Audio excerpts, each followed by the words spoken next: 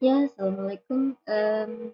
Pada video kali ini saya akan membahas sedikit tentang pengguna database yang nanti akan kita ketahui ada beberapa kategori yang berbeda yang memiliki tugas atau kemampuan untuk mengakses sebuah database yang berbeda-beda.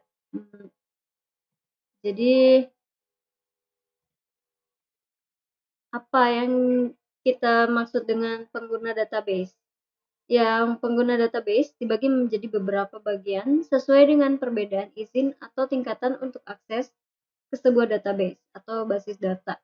Kita akan membagi pengguna database ini ke dalam beberapa kategori, yaitu DBA atau Database Administrator, kemudian Naive User atau pengguna, yang ketiga adalah System Analyst, yang keempat adalah Sophisticated User atau pengguna yang bisa menggunakan database. Kemudian database designer, yang keenam adalah program aplikasi atau back-end programmer, dan yang terakhir adalah pengguna sementara atau temporary user atau casual user.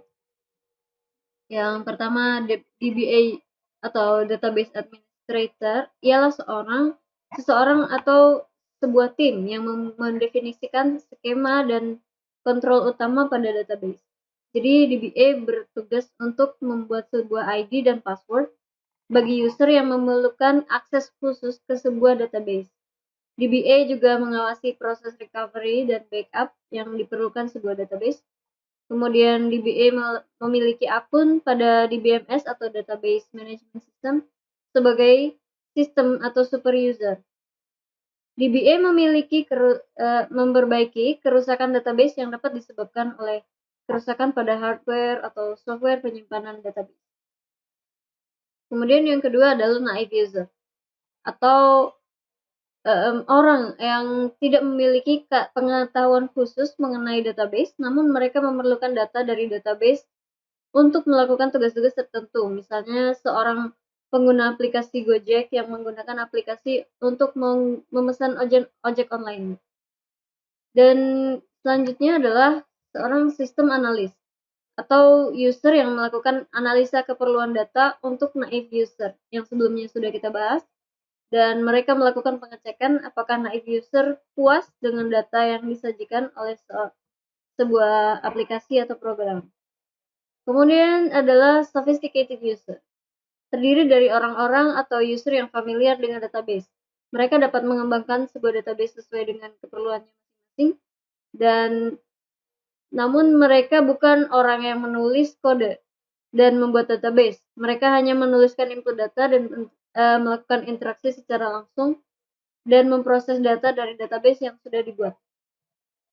Kemudian database designer, yaitu orang-orang atau user yang membuat desain dari struktur sebuah database yang meliputi tabel, indeks, views, constraints atau batasan, dan prosedur. Mereka yang melakukan kontrol data, apa saja yang perlu disimpan, dan data apa saja yang memiliki relevansi pada database yang dibuat.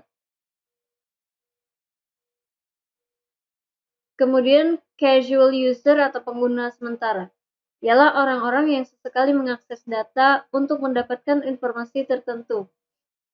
Misalnya managers dari suatu perusahaan yang memerlukan data-data tertentu.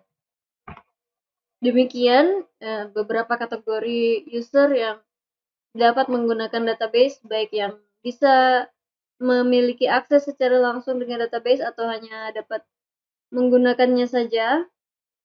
Dan demikian video mengenai pengguna database dari saya. Terima kasih. Assalamualaikum warahmatullahi wabarakatuh.